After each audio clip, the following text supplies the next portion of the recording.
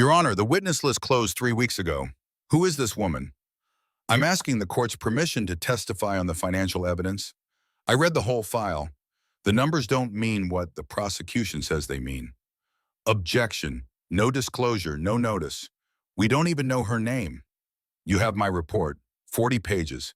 Page 1 is where the mistake starts. The room went very still. Han Dae-jung did not turn his head. He kept his eyes on the table, on his folded reading glasses, set down parallel to the edge, exactly parallel, the way he set everything down. He did not look at the woman standing in the aisle behind the prosecution, but his hands, folded on the table, went still too. And a man does not go that still unless he is holding something down. Judge Kwon Sang-hyun studied the woman for a long moment. She was maybe 23, a plain dark coat, no entourage, no lawyer at her side. She held a single bound document against her chest with both hands, the way a person holds something they have carried a long way. You understand that if I allow this, both sides question you.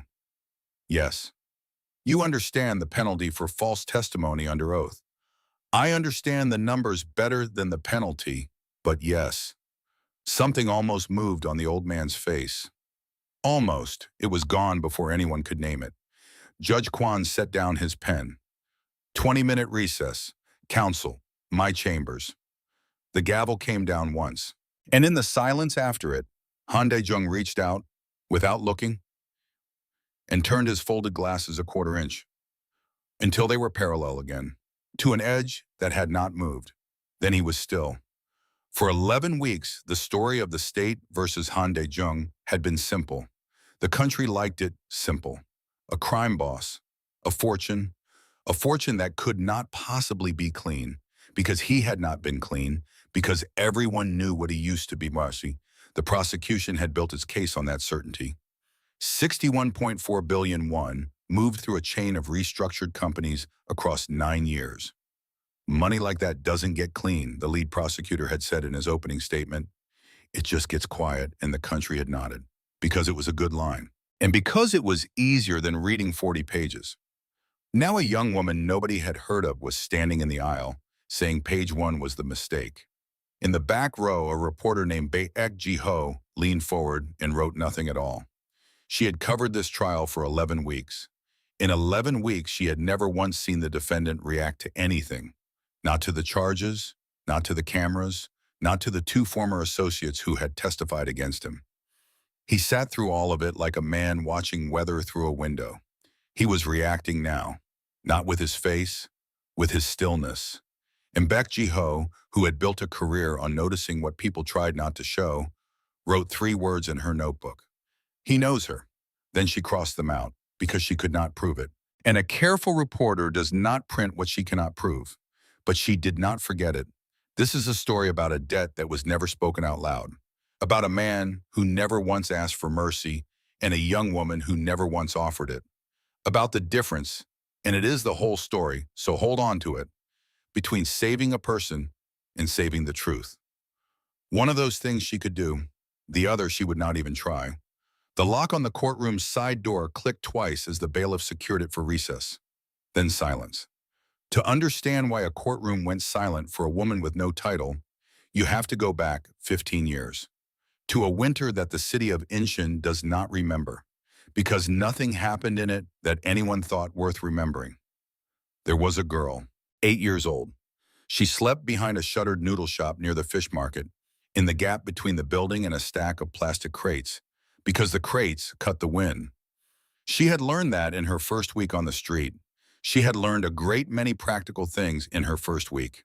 She counted them, at night, the way other children counted sheep.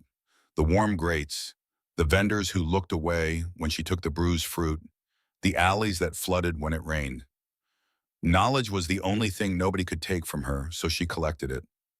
Her name then was just Seo Ha-eun. No family name that anyone used. Her mother had died the winter before. Her father was a rumor. Han Dae-jung found her because she stole from the wrong man, not from Han. From one of his people, a low man named Kwon, who ran a produce stall that was really something else, and who caught the girl's wrist as she lifted 3 tangerines and a boiled egg. Kwon was not a kind man.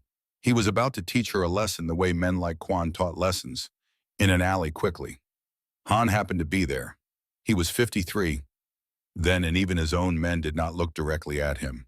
He was in the market for reasons that had nothing to do with tangerines. He saw a grown man raise his hand to a child the size of a coat. "Let go of her wrist." That was all he said. Kwon let go of her wrist. The girl did not run. This is the detail that mattered, though no one understood it yet. Not even her. Any sensible child would have run. She stood very still in the cold, holding 3 tangerines and a boiled egg, and she looked up at the most dangerous man in that market, and she did the thing that would define the next 15 years of both their lives. She held out the egg, offered it to him, as if to say, "You stopped him, so this is yours now." As if kindness were a transaction she understood and intended to honor. Han Dae-jung looked at the egg for a long moment. "Keep it, you'll be hungry later." He turned to go, and he never fully explained this, not to his men, not to his lawyers, not to anyone in 15 years. He stopped. He turned back. He looked at the girl standing in the wind between the crates, already unwrapping the egg with hands that were too cold to feel it, and something in his face closed like a door. "Where is your mother?" "Gone." "Your father?" "I don't know. I never did." He stood there in his good coat, in his terrible reputation, and he made a decision that his enemies would later call weakness and his few friends would call the only soft thing he ever did. He did not know it was a decision that would one day sit in a courtroom and save everything he had built. "Come, it's too cold out here to think." He did not take her hand. He never once, in 15 years, took her hand. He simply walked, at a pace a child could match, and she followed, because the alternative was the alley behind her and the man rubbing his wrist in the wind. That was the beginning, not a rescue exactly. Han Dae-jung would have been offended by the word. He did not rescue people. He removed problems. And a starving child in his market had become, in the space of one held-out egg, a problem he could not walk away from. He did not raise her the way people imagined, later, when the tabloids found the story. There was no mansion full of bodyguards teaching a little girl to shoot. There was an apartment, a real one, in a quiet district, in the name of a woman named Song, who kept his books and asked no questions. Ha-eun lived there. She went to school, a normal school, under a normal name, Seo Ha-eun, the family name borrowed from Song's late husband, so the child would have papers that led nowhere near Han. This was the first rule, and he stated it once, on the first night, and never repeated it, because Han Dae-jung believed that a thing worth saying twice was a thing you had failed to say correctly the first time. "You will study. You will owe me nothing. Your future must never depend on my past." She was 8. She did not understand it. She understood it completely by the time she was 12, which was the age at which she first looked up what the word for his kind of business meant, and understood all at once the shape of the wall he had built between his life and hers. He was not warm. Let no one soften this into a story it was not. He was exacting. He checked her report cards the way he checked ledgers, line by line, silent, and when he found an error, he tapped it once with a single finger and waited. He never praised her. When she brought home the highest mark in her year, he read the paper, set it down, aligned it with the edge of the table, and said only one thing. "Good, now the next one." But he came to every parent conference himself, a silent man in an expensive coat that made the teachers nervous. He learned the names of her subjects.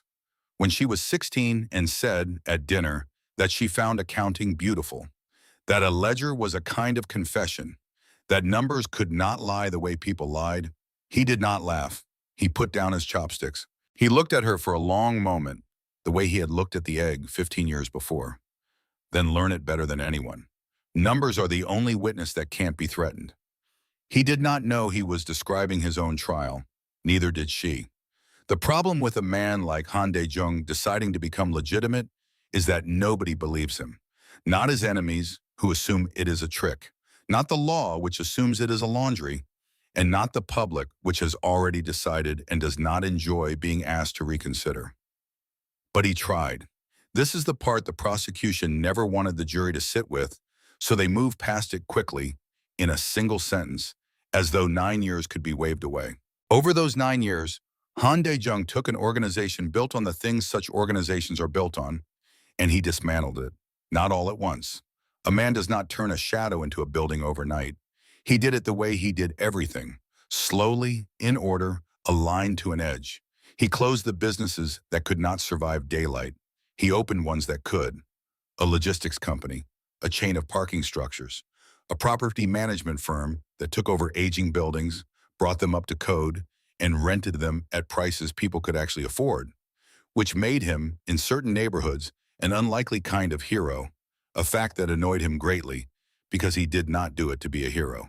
He did it because a clean business is a durable business, and Han Dae-jung, growing old, had begun to think in terms of what would outlast him. He restructured. He merged the small, legitimate companies into larger ones, dissolved the shells that had outlived their purpose, moved capital from the dying enterprises into the living ones. Every step of it filed, every step taxed. He hired accountants, real ones, expensive ones, and he told them one thing: everything by the book. If the book and I disagree, the book wins. And here is where the trouble began, though it would take years to arrive. Because when a man with a criminal past moves 61 billion won from old companies into new ones, the paperwork of that transformation looks, to a suspicious eye, to an eye that has already decided, exactly like the paperwork of the crime it was designed to end. The prosecution had a suspicious eye. Its name was Min So-eun.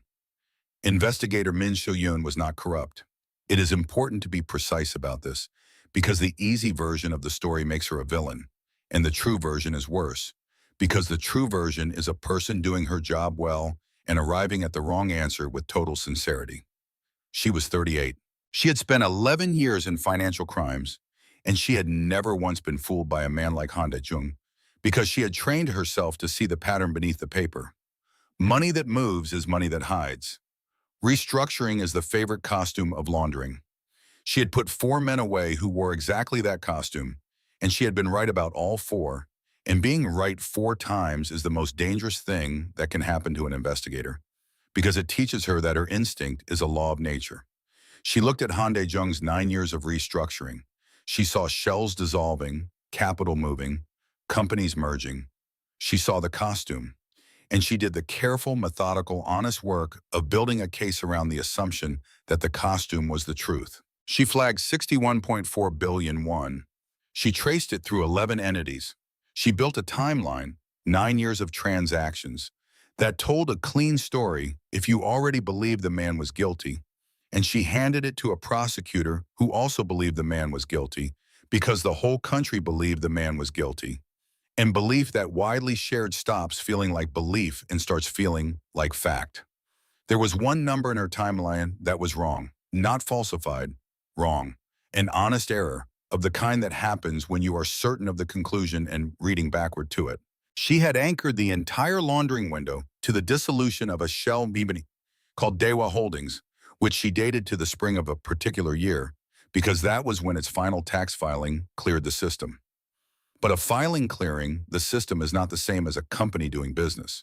And Daewha Holdings had stopped doing anything at all almost 2 years before the date on that filing. It had been an empty shell, dissolved in practice, its accounts frozen, its function complete, long before the paperwork caught up. Which meant that the transactions Min So-eun had placed inside her laundering window, transactions she said flowed through Daewha, could not have flowed through Daewha. Because when they happened, Daewha was already a corpse waiting for a death certificate. It was a small thing, 2 years on one shell, in a timeline of 11 entities. Min So-eun did not catch it, because she was not looking for it, because she already knew how the story ended. Seo Ha-eun caught it on page 1. She was not assigned to the case. She had no client. She had read the public filings the way she read everything. For the pleasure of a ledger, which she still found beautiful, still thought of as a kind of confession. She had recognized the name in the news the way you recognize a face in a crowd before you understand why your chest has gone tight. And then she had seen the date on Daewha Holdings, and she had known, with the specific sick certainty of a person who understands numbers better than she understands her own feelings, that the case against the man who raised her was built on a mistake. She sat with that for a long time. She was 23. She had built a career, a small, quiet one, under a borrowed name, in a field where no one knew or cared who had paid for her education. She had done exactly what he told her. She owed him nothing. Her future did not depend on his past. If she walked into that courtroom, all of it changed. The name, the quiet, the wall he had spent 15 years building between his life and hers. The moment she stood up, she was, publicly and forever, the crime boss's girl. She thought about the rule: your future must never depend on my past. And she understood finally that he had gotten it exactly backward. Or she had, because she was not going into that courtroom to save his past. She was going in because the numbers were wrong, and she was the one person alive who could see it, and a ledger is a confession, and she could not, constitutionally, the way some people cannot lie, let a confession say a thing that was not true. She was not going to save him. She was going to save the number. The rest was his problem. When the recess ended, the courtroom was fuller than it had been. Word travels fast in a building full of reporters. Baek Ji-ho had texted 3 colleagues during the 20 minutes, and the back rows had filled with people who had learned only that an unknown woman had walked in off the street and asked to blow up the biggest financial trial of the year. Judge Kwon returned. Both counsel returned. Yoon Tae-ho with his jaw set, Min So-yoon a half step behind him, a thick binder under her arm. Han Dae-jung had not moved. His glasses were still parallel to the edge. Judge Kwon addressed the room. The court has reviewed the submitted report during recess. The prosecution objects to the witness on grounds of notice and undisclosed interest. Those objections are noted. But the report raises a factual question about the prosecution's own timeline, and this court would rather resolve a factual question with testimony than bury it on procedure. The witness may take the stand. Counsel will have full latitude on cross. Yoon Tae-ho rose. Your Honor, we renew our objection. We have no ability to assess this witness's reliability or motive. Then assess it on cross-examination, counsel. That is what cross-examination is for. Sit down. He sat down. Seo Ha-eun walked to the stand. She did not look at Han Dae-jung. He did not look at her. 2 people in a room built for watching people, achieving a stillness so complete that Baek Ji-ho, in the 3rd row, felt the hair on her arms lift. Nobody is that calm, she thought. Nobody is that calm around a stranger. The oath was administered. Seo Ha-eun stated her name, her legal name, Seo Ha-eun, and her profession, forensic accounting and financial investigation, and she declined, when offered, to have her firm named on the record, which Yoon Tae-ho noted and filed away as suspicious, and which was in fact simply a woman protecting the small, quiet thing that she had built. Then the prosecution's own investigator, Min So-yoon, was invited to remain at the table to assist counsel. And this was the moment the trial turned, though no one in the room recognized it, because the 2 women who were about to decide everything looked, to the cameras, like nothing at all. One at a table, one on a stand, both very calm. Yoon Tae-ho went first, and he went hard because a good prosecutor does not let an unknown witness settle. Miss Seo, you were not retained by the defense, correct? Correct. You were not appointed by the court. You came here on your own. Yes. Why? Because I read the prosecution's timeline, and the timeline is built on a company that wasn't operating when the prosecution says it was. That's a serious claim about 11 years of investigative work. It's a claim about one date. The rest of the investigation may be sound. I'm only here about the date. This was the moment the room began to lean forward, because she had not come in swinging at everything. She had not called the case a fraud, or the investigator a liar, or the man beside her innocent. She had made one small, specific, checkable claim, the most dangerous kind, because a jury can follow it, and a lie cannot survive being that specific. At the prosecution table, Min So-yoon opened her binder to the Daehwa Holdings section. Her expression did not change, but her thumb found the tab and stayed there.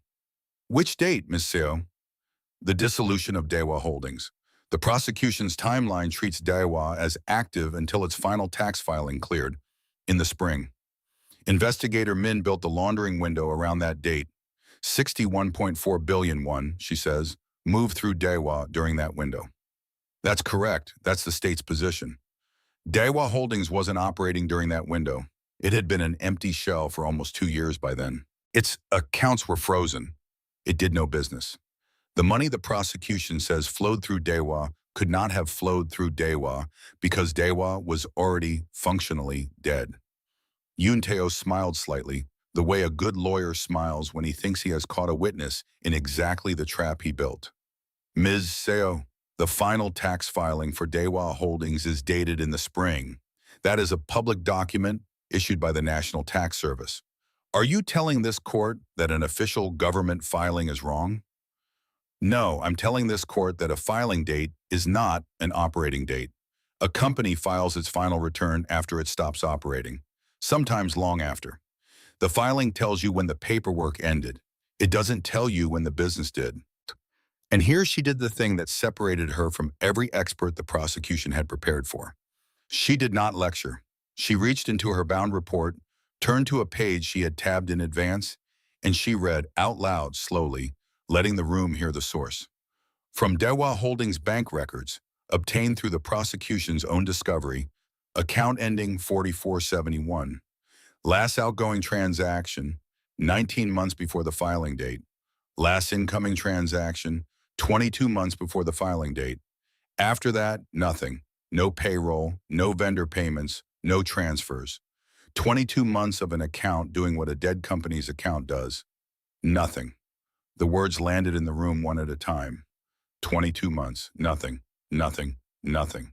Yoon Tae-oh's smile did not survive the second nothing. Those records are, the account being dormant does not prove the company was, the prosecution's timeline has 61 billion won flowing through that account during the 22 months it recorded no transactions at all. Both of those things can't be true. Either the account moved the money, in which case there would be transactions, or the account is empty, in which case the money went somewhere else and the timeline is wrong about where. Silence. At the prosecution table, Min So-yeon did something she had not done in 11 years on the stand side of a courtroom. She reopened her binder to a page she had already read 100 times, and she read it 101st time, looking for the transactions that were supposed to be there. They were not there. She had built the window around the filing date. She had never cross-checked the filing date against the account activity because she had not needed to, because she already knew how the story ended. They were not there. Yoon Tae-oh did what good lawyers do when the ground moves. He changed direction. Ms. Seo, even if Daewoo was dormant, and we do not concede that, the 61 billion won still moved. Through some entity, the defendant still restructured a criminal enterprise into legitimate businesses. Cleaning money is cleaning money, whether it passed through Daewoo or through some other shell. You've corrected one address. You haven't cleared the crime. It was a good pivot. It was, in fact, the real question, the one the whole country had already answered in its heart. And Seo Ha-eun did not flinch from it. You're right that the money moved. It moved from dying companies into living ones over 9 years, and I can show you every step. But moving money out of an old business into a new legal one isn't laundering. Laundering is disguising the origin of criminal proceeds. What the records actually show is the opposite of disguise. Every transfer is filed. Every transfer is taxed. Every transfer names both companies, the amount, the date, and the purpose. A man laundering money hides where it came from. This paperwork announces where it came from on a government form with his signature under penalty of tax fraud if he lied. You don't sign your name to a crime and mail it to the tax office. The line went around the country by nightfall. Baek Ji-ho wrote it down in full, and this time she did not cross it out. But the trial was not won on a line. It was won or unwound on what came next, because Yoon Tae-oh had one more move, and it was the move that a lesser witness would not have survived. Ms. Seo, you seem remarkably invested in the innocence of a man you have no connection to, a man you were not hired to defend, a man whose businesses you have apparently studied in extraordinary detail on your own time for no fee. I have to ask the court to consider why. This was the trap, the real one, not the date, the motive. And Seo Ha-eun, who had known this question would come from the moment she stood up in the aisle, who had walked into this room with her borrowed name and her small, quiet life, fully aware that this exact sentence would end them. Seo Ha-eun answered it the only way she had ever known how to answer anything. With the truth, only not all of it, not yet. I'm invested in the number being right. That's all forensic accounting is. Somebody builds a story out of numbers, and somebody else checks whether the numbers actually say that. The prosecution built a story. I checked the numbers. The numbers don't say it. My investment ends there. It was true. Every word of it was true. And it was not the whole truth. And everyone who was very good at their job, Yoon Tae-ho, Min So-yoon, Baek Ji-ho in the third row, felt the shape of the missing piece without being able to name it. Han Dae-jung felt it too. For the first time in 11 weeks, for the first time since the cameras had started watching him, the old man closed his eyes. Just for a moment. The way a man closes his eyes when something he built to last is being tested, at last and holding. Then he opened them and reached out and turned his glasses a quarter inch until they were parallel to the edge. Judge Kwon called a 15-minute recess to allow the prosecution to review its own bank records. A sentence that, in a courtroom, is a quiet catastrophe. Prosecutors do not review their own records in the middle of a witness. It means the witness has found something the prosecution should have found first. Min So-yoon did not leave the room during the recess. She sat at the table with the Daehwa section open, and she traced account 4471 backward, line by line, the way she should have traced it 2 years ago. 22 months of nothing. She had built a 9-year timeline on a filing date, and she had never once checked the filing date against the account it belonged to. And she knew now, with the cold clarity of a professional watching her own mistakes surface in public, exactly what had happened. She had been right 4 times. 4 men in the costume, 4 men guilty underneath it. And the 5th time she had seen the costume and stopped looking because the costume had never lied to her before. She was not corrupt. That was the tragedy of her. A corrupt investigator can be beaten with evidence. An honest one who is certain has to be beaten with her own numbers in public and made to watch. And Min So-yoon, out to her credit, because she was, underneath the certainty, a person who cared more about being right than about winning, sat there and watched, and did not reach for a single excuse. Across the room, Baek Ji-ho was working a different problem. She had covered financial crime for 9 years. She knew what a forensic accountant looked like on a stand: clinical, distant, in love with the abstraction. Seo Ha-eun was clinical and distant and clearly in love with the ledger, but there had been one moment, one that did not fit. When Seo Ha-eun had read the words, 22 months of an account doing what a dead company's account does, nothing, she had not looked at the judge. She had not looked at the prosecutor. For a single syllable on the word nothing, she had looked at the defendant. And Han Dae-jung, who had not looked at anyone in 11 weeks, had looked back. One look, half a second, the kind of thing a camera misses and a reporter who has spent her whole life watching what people try to hide does not. There it is again, she murmured to the colleague beside her. Watch the 2 calmest people in the room. Ask yourself why they're the only 2 who aren't afraid. Her colleague did not understand. Baek Ji-ho did not explain. She was a careful reporter. She still could not prove it, but she opened a new page in her notebook, and she wrote a single question at the top and underlined it twice. Who is she to him? She did not know. Not yet. The country did not know. It would be another day and a half of testimony before anyone knew. Before Seo Ha-eun would walk the court through 9 years of clean restructuring, transfer by file transfer, and the case the whole nation had already decided would come apart in the daylight it was designed to withstand. It would be longer still before the courtroom learned the one fact that would reorder everything they thought they had watched, that the composed young woman correcting the record was the starving child the defendant had pulled out of an Incheon alley 15 winters ago. But that reveal belonged to later, to the far side of the evidence, because and this was the thing Han Dae-jung had built his whole strange second life around, the thing he had said once and never repeated. The relationship was never supposed to be the point. The truth was the point, and the truth did not need to know whose daughter she was to be true. When the recess ended, Judge Kwon returned to the bench. He looked at the prosecution table.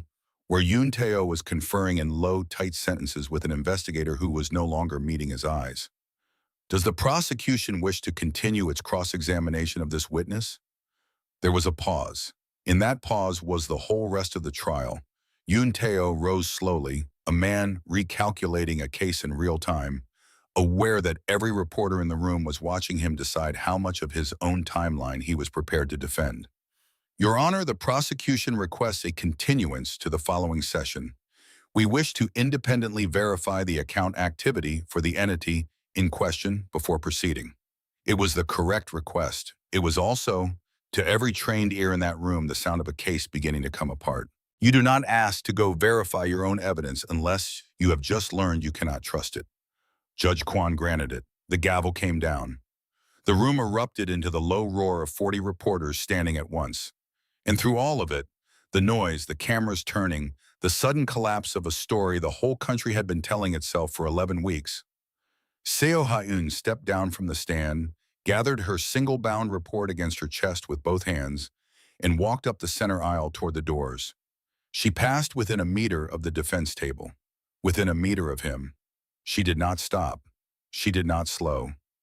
She did not turn her head. And Han Dae-jung, the feared man, the retired boss, the silent defendant who had not reacted to a single thing in 11 weeks, watched her pass without moving a muscle in his face, and under the table where no camera could see and no reporter could print it, pressed one thumb hard against the knuckle of the opposite hand, the way a man does when he is holding down something that has waited 15 years to rise.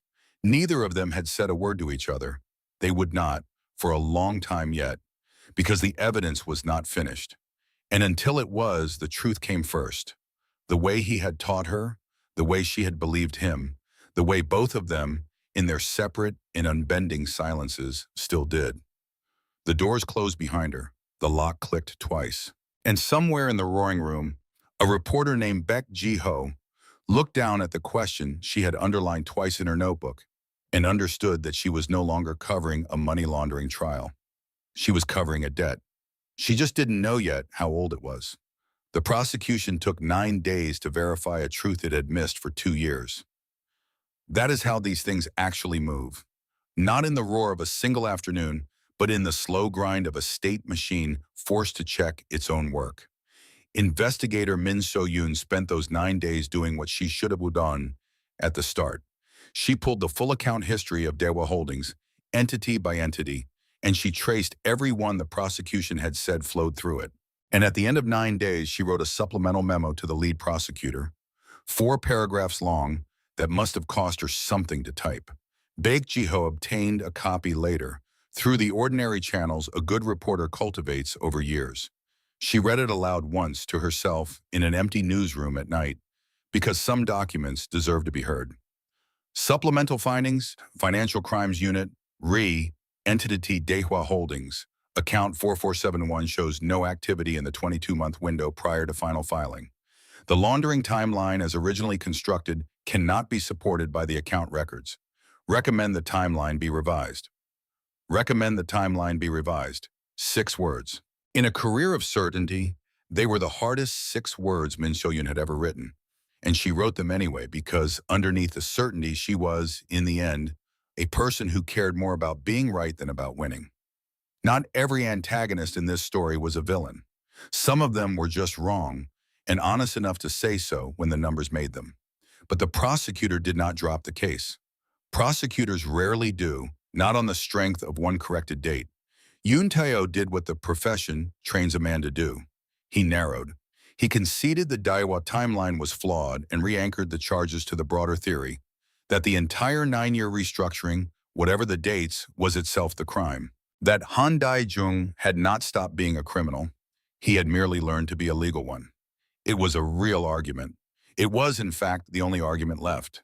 And it moved the whole trial onto the ground where Seo Ha-eun was most dangerous and least safe. Because to answer it, she would have to walk the court through all 9 years, every filing, every transfer, every company that died so another could live. And somewhere in 9 years of a man's paperwork, the thing she had spent 15 years hiding was going to surface. It always does. That, if you have been paying attention, is the one law this channel believes in above all the others. She came back to the stand on a Tuesday, 3 weeks after she had first walked up the aisle. The courtroom was full past its capacity now. The story had grown legs the prosecution never wanted it to have. Mystery witness unravels state's case. And the country that had been so sure 3 weeks ago was beginning, in the uneasy way a crowd turns, to wonder if it had been sure of the wrong thing. Yoon Tae-oh had spent 3 weeks preparing for her. This time he did not open with the date. He opened with the theory.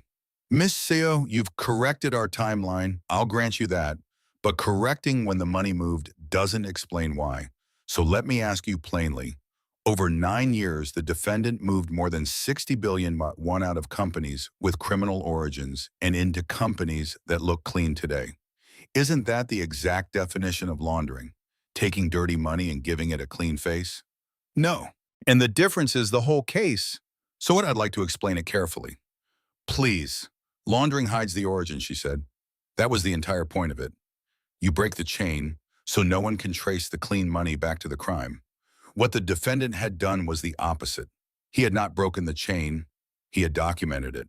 Every transfer from an old company to a new one named the source, named the destination, stated the amount, stated the reason, and was filed with the National Tax Service. He had not hidden where the money came from. He had built a paper trail that led straight back to it. Why would a guilty man do that? Because he wasn't trying to escape the past. He was trying to end it. You can't launder money into a company and then pay taxes on it as if it were legitimate income. That's not hiding a crime. That's declaring it and paying the state its share. Over 9 years, the defendant paid, she turned to a tab page, 11.3 billion won in taxes on the restructured entities. A man laundering money does not voluntarily hand the government 11 billion won and a signed map of where it all came from. The number sat in the room. 11.3 billion won in taxes, voluntarily. It was not the kind of number a criminal generates. It was the kind of number a man generates when he has decided, for reasons no ledger can explain, to become something else, and is willing to pay for the privilege.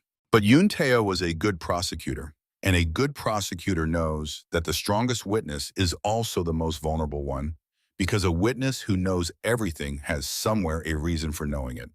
And he had spent 3 weeks not on the numbers had beaten him, but on the woman.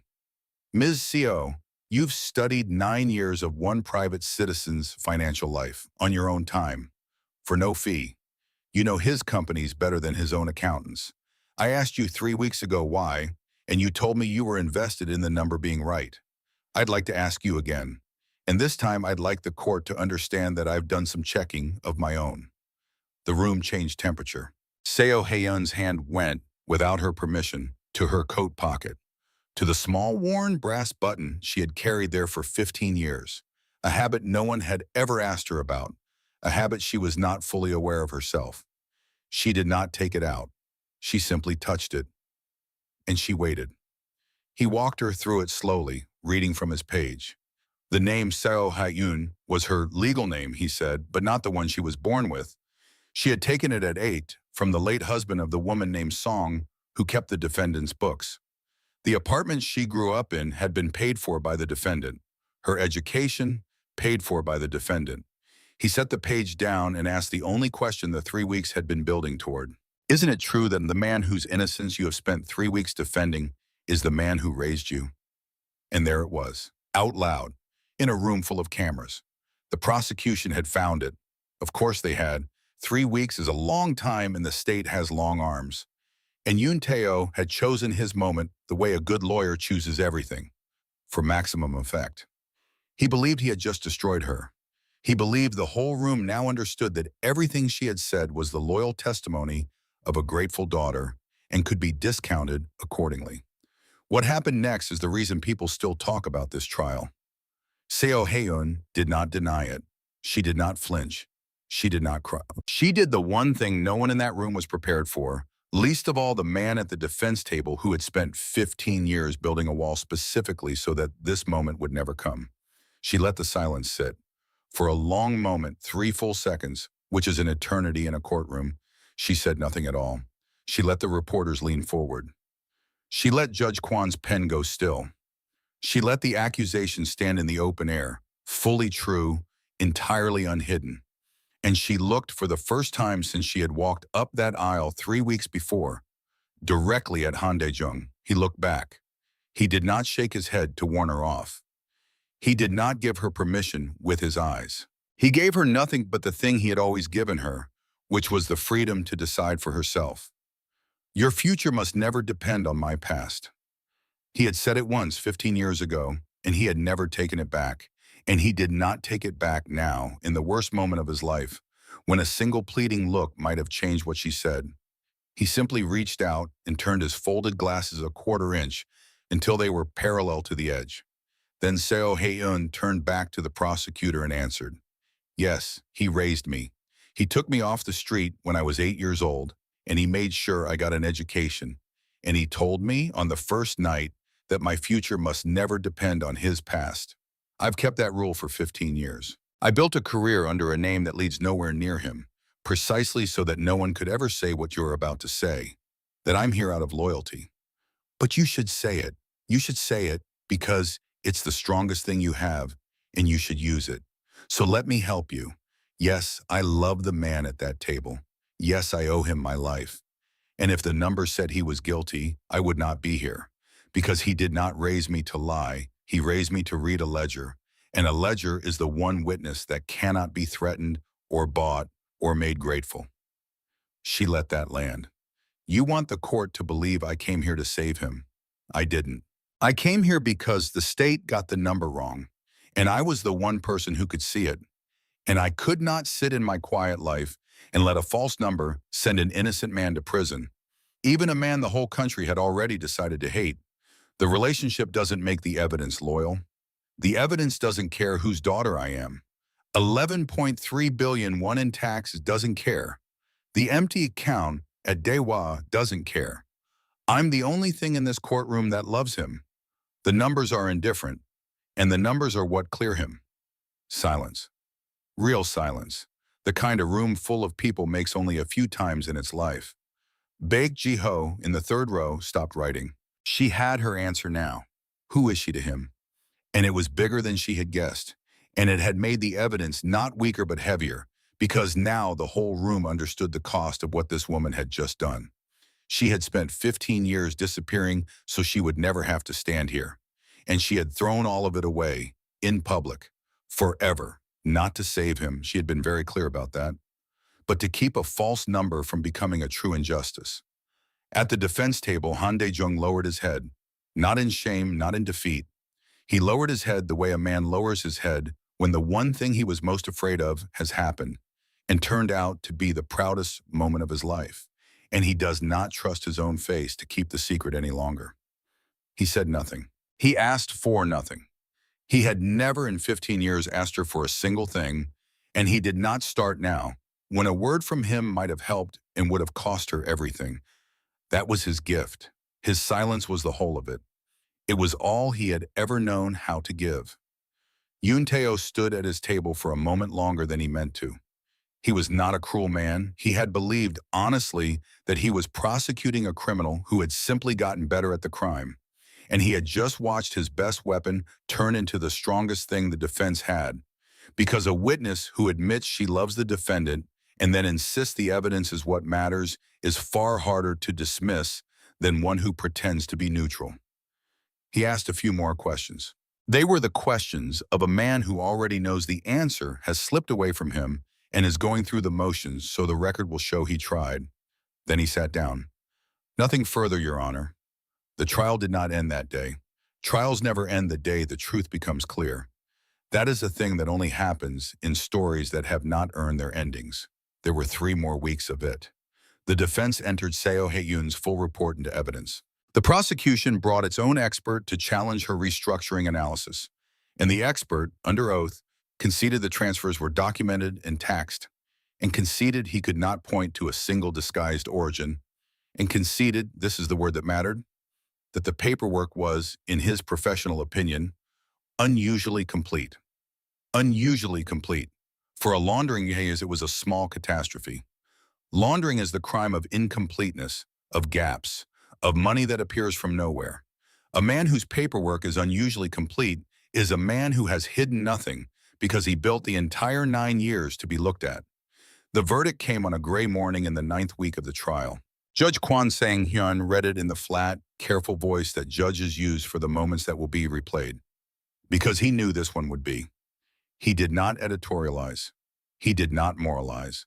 He did the narrow, correct, unsatisfying thing that real courts do, which is rule on what was proven and decline to rule on what was felt.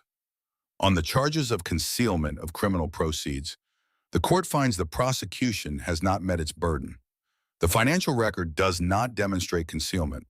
It demonstrates, if anything, the opposite. Disclosure.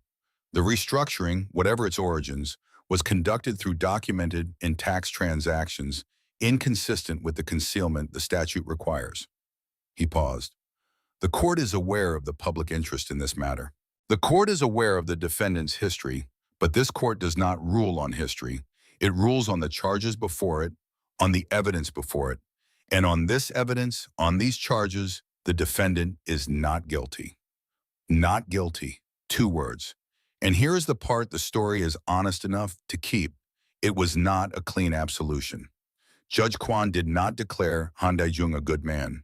He did not erase what he had been. The ruling was narrow, procedural, almost cold. It said only that the state had failed to prove this crime on this record. It left the man exactly as complicated as he had always been, a former criminal who had, at enormous cost and over many years, made himself into something the law could no longer touch. The verdict cleared the charge. It did not clean the life. Nothing ever cleans a life. He would carry what he had been until the day he died, and the ruling did not pretend otherwise. There would be an appeal, of course. The prosecution filed one within the month, as prosecutions do. It would wind through the high court for the better part of a year before it was quietly dismissed for the same reason the trial had failed. You cannot prove concealment against a man who documented everything. But that was later, and it was slow, and it was the true texture of how these things actually resolve, not with a hammer, but with the long, exhausted grind of a system running out of places to look. On the morning of the verdict, none of that mattered yet. On the morning of the verdict, there was only the room and the 2 words and the 2 people who had spent 3 weeks and 15 years not looking at each other. The courtroom emptied the way courtrooms do after a verdict nobody expected. Slowly at first, then all at once. A flood of reporters spilling into the corridor, phones already up, the story already rewriting itself in real time from crime boss on trial into something the country did not yet have a headline for. Seo Ha-eun did not run from them. She had stopped running the day she walked up that aisle. She gathered her coat and her single-bound report, and she walked out through the main doors into the corridor where the cameras were waiting, because she had nothing left to hide and no name left to protect. They closed around her. The questions came in a wall of sound, about the evidence, about the timeline, about the 15 years. She answered the ones about the numbers briefly because the numbers were public and true. She said nothing about the 15 years because the 15 years were hers. And then, near the back, a reporter's voice cut through. Baek Ji-ho, who had watched this whole thing from the 3rd row, who had underlined a question twice in her notebook weeks ago and now finally understood the shape of its answer. She did not ask about the evidence. She asked the only question that was actually left. Ms. Seo, after everything he was, everything he did before you, do you forgive him? The corridor went quiet, the cameras held. It was the question the whole country wanted answered, the one the ledger could not touch, the one that had nothing to do with one or tax filings or empty accounts at dead companies. Do you forgive him? Seo Ha-eun stopped. She did not look for him in the crowd. She did not perform an answer for the lenses. She stood very still as he had taught her to stand, as still as the man himself, the stillness of 2 people who had never once in 15 years used a word where silence would do. And she answered in 4 words. He never asked me to. Then she turned and walked away down the corridor, through the parting crowd without looking back. He never asked me to. Sit with it, because it is the whole story. Forgiveness is a thing you grant to someone who wants it, someone who reaches for it, someone who says I'm sorry and waits to be released. Han Dae-jung had never once reached. He had never apologized, never explained himself, never asked her to absolve a single thing he had been. He had pulled a starving child out of an alley and fed her and educated her and told her to owe him nothing. And then he had spent 15 years asking her for exactly nothing at all. You cannot forgive a man who has never requested it. You can only understand him. And she did. Behind her, at the edge of the emptying courtroom, Han Dae-jung stood alone in the doorway and watched her go. He did not call out. He did not follow. There was no reunion in that quarter, no embrace, no tears, no reconciliation for the cameras to feed on. There was an old man in a good coat, watching the child he had saved walk away from him, a free woman, having saved him back. Not out of debt, she had been very clear about that, but out of something harder and cleaner than debt. She had saved the truth, and the truth had done the rest.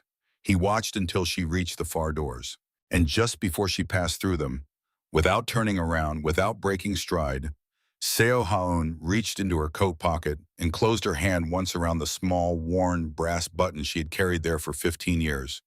The button off the coat he had draped over her shoulders on the coldest night of her childhood. The coat he had never asked to have back. Then the doors opened, and she was gone, out into the gray morning and the rest of her life. Han Dae-jung stood in the empty doorway a moment longer. Then he reached up, slowly, and adjusted the folded glasses in his breast pocket, turned them a quarter inch until they sat parallel to the edge.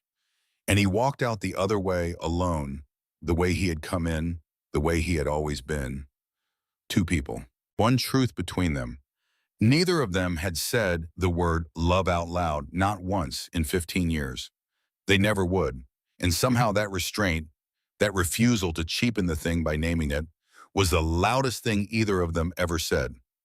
Some debts are too large to repay. So you don't repay them, you pass them on. 15 years ago, a feared man made one quiet choice not to leave a child in the cold. He never knew what it would cost him or what it would one day save. He only knew it was the right thing to do, and he did it, and he asked for nothing. And when the whole world finally turned against him, that one small mercy, grown up now, grown wise, grown into a woman who read the truth better than anyone alive, walked into a courtroom and gave it back to him. Not by begging for his freedom, by refusing to let a lie stand. Every story on this channel is about one thing. The moment truth finally catches up, and it always does, the coldest night, a side story. 15 years before the courtroom, before the cameras, before the country ever learned either of their names, there was only a coat, a boiled egg, and a decision that a feared man made and never explained. This is the part no reporter ever found. This is the part that was never entered into evidence, because it happened in a place with no cameras. On a night the city has forgotten, between two people who would spend the rest of their lives refusing to speak of it. The apartment was on the 4th floor of a building in a quiet district, and for the first 3 nights, the girl did not sleep in the bed.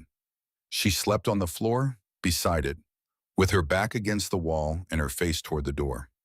The woman named Song had made the bed up with clean sheets and a heavy blanket, and had shown her how the heating worked, and had left a bowl of rice and soup on the low table, and the girl had eaten every grain of the rice and drunk every drop of the soup, and then arranged herself on the floor beside the bed, as if the bed belonged to someone who might come back for it.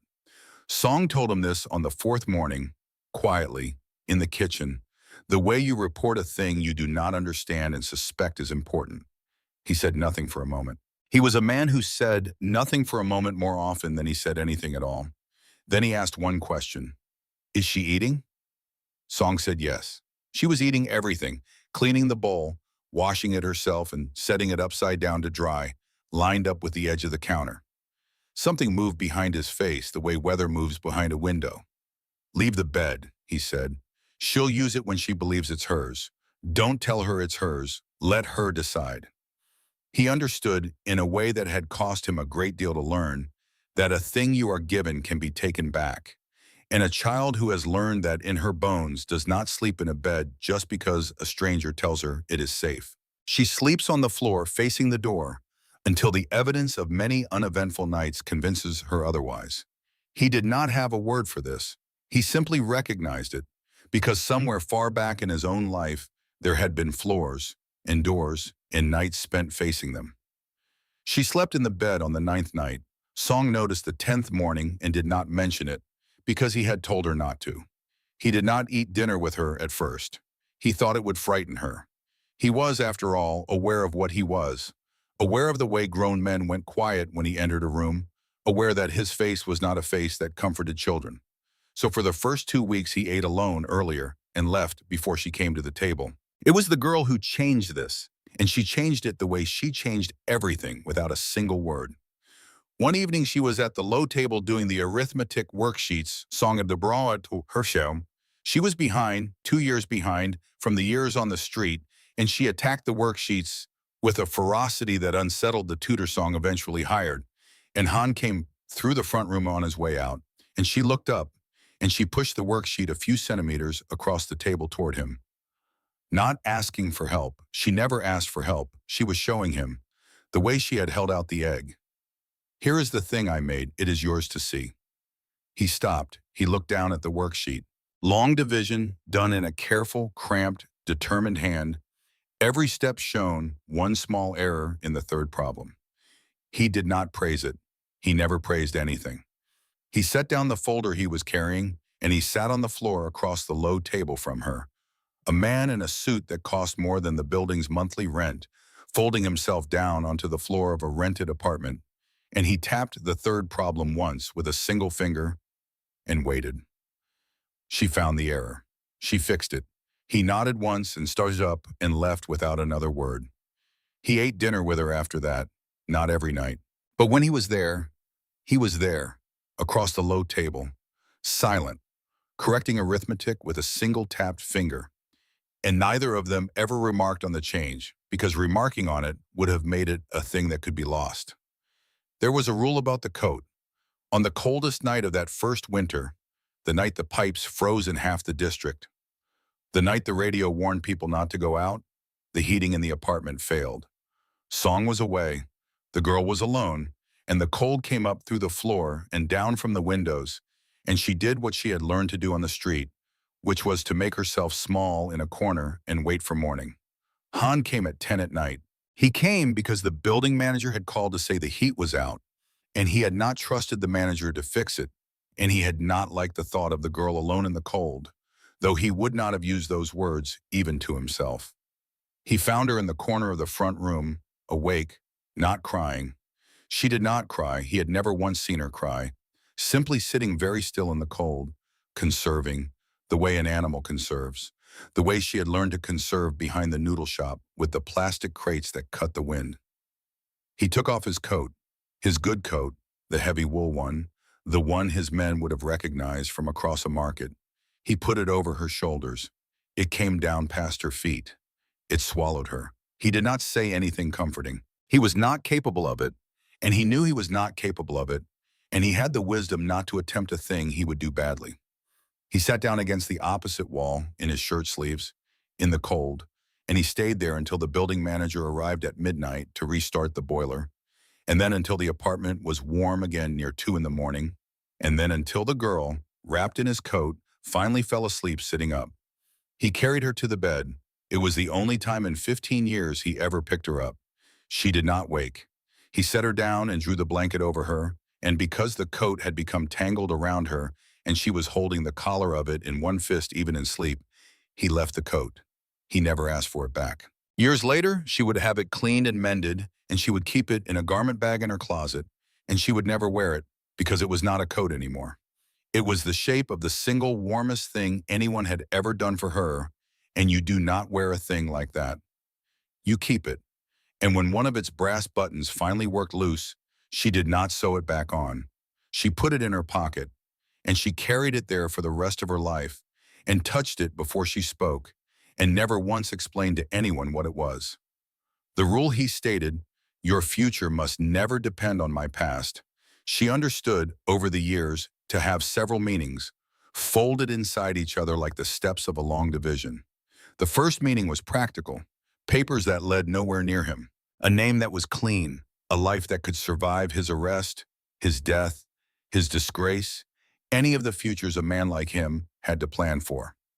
The second meaning she understood at 16, And it made her angry, briefly, in the way 16-year-olds are angry at the people who love them most. It meant, you owe me nothing. It meant he had built the wall not only to protect her from his enemies, but to protect her from him. From the gravity of a debt so large it could bend a whole life around itself. He did not want a grateful daughter.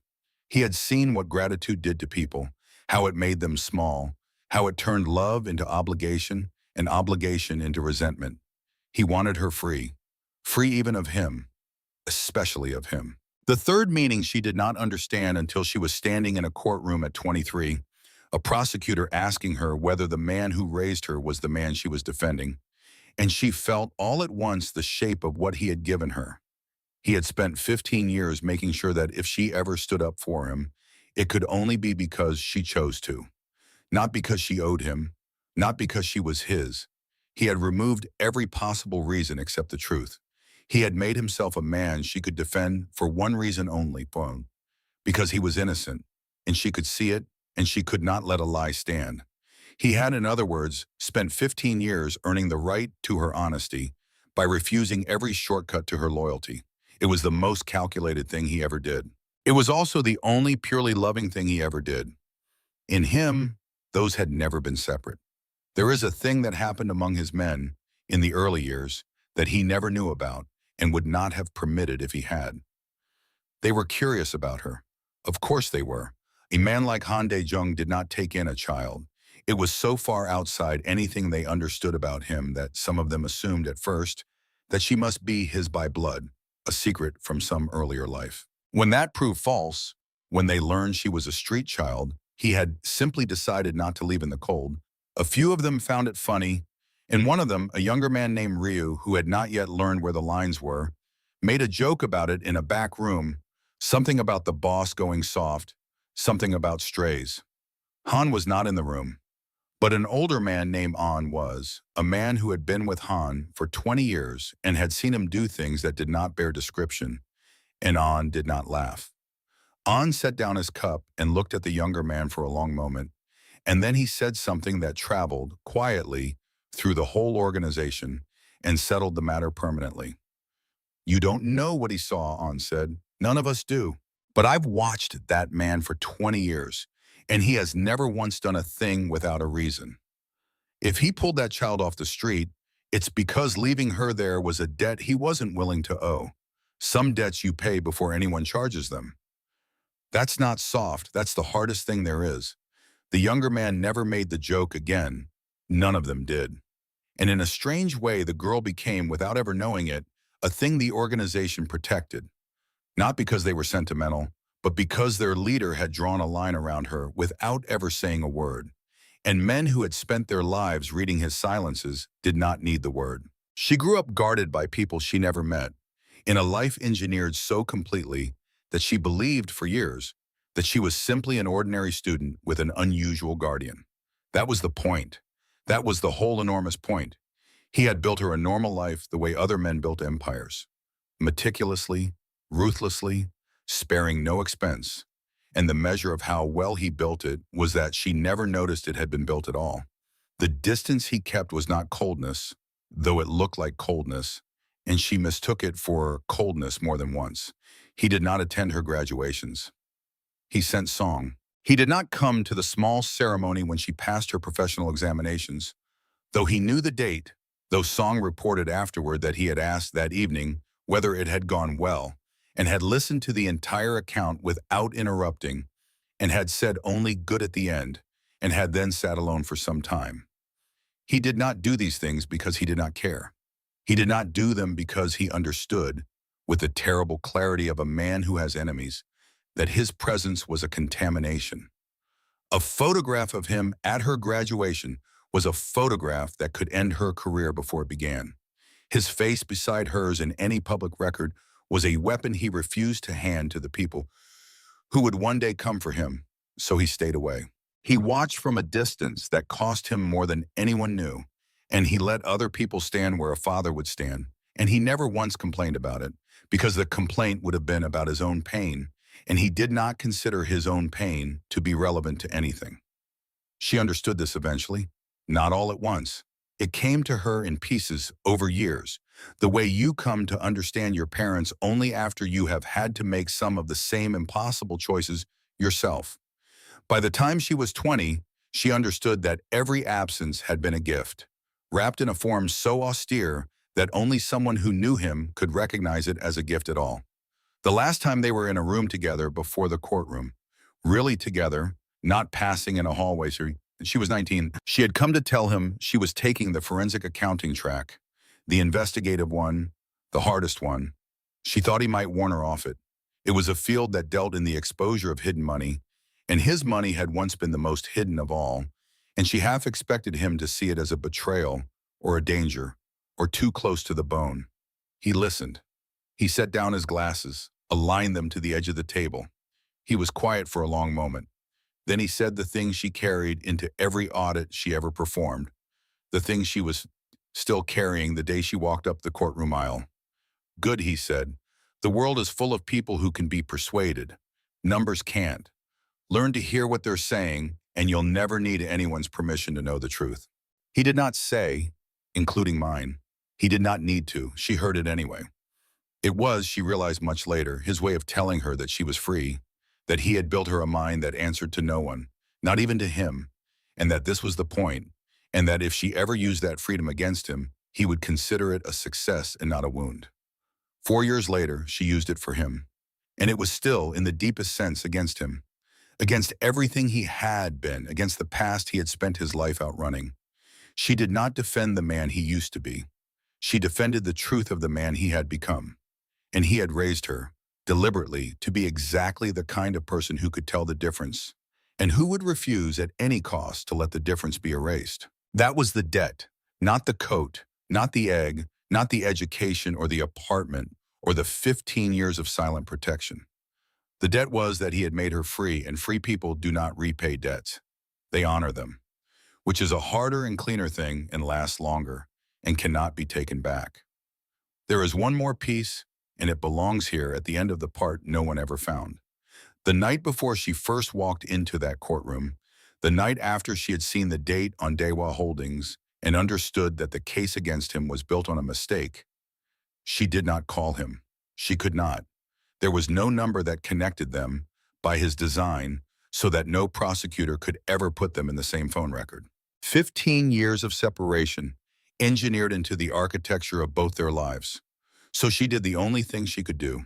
She took the coat out of the garment bag. She sat with it in her lap in her small, quiet apartment. The apartment she had earned with a career he had made possible and had never once tried to touch. And she made her decision the way he had taught her to make every decision, alone without asking permission, weighing the cost with open eyes. The cost was everything. The name, the quiet, the 15 years of careful distance, the freedom he had bought her at such expense. She was about to spend all of it in public forever, to stand up in a room full of cameras and become, irreversibly, the crime boss's girl. She thought about the rule. Your future must never depend on my past. And she understood, finally, that she was not breaking it. She was completing it. He had made her free so that this choice would be hers. Refusing to make it would have been the real betrayal of him and of the ledger and of the 8-year-old on the floor who had learned that the truth was the only thing no one could take. She folded the coat.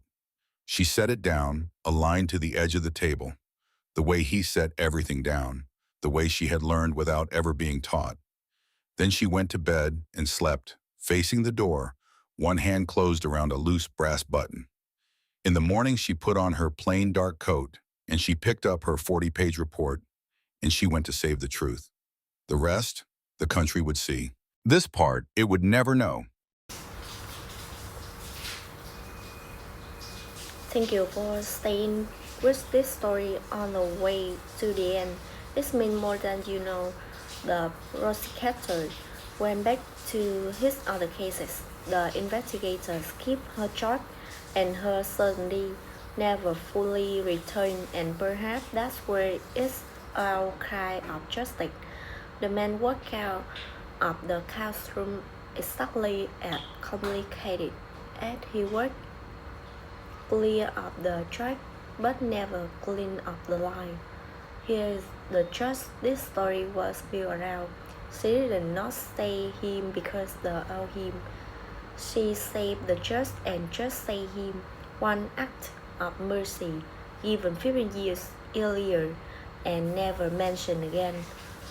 On the way into a courtroom and checked a man's fate, not through loyalty, but through her refusal to let a lie stand. But think about the one who have no one who loved them enough to read the record, no witness who can see the mistake. How many truths thin goes unspoken simply because no one in the room can see them? So let me ask you, and I is mean, if someone saw you mercy once and never asked for anything back, what would you want them everything or nothing at all? Tell me in the comment. If this story moves you, subscribe and stay a while.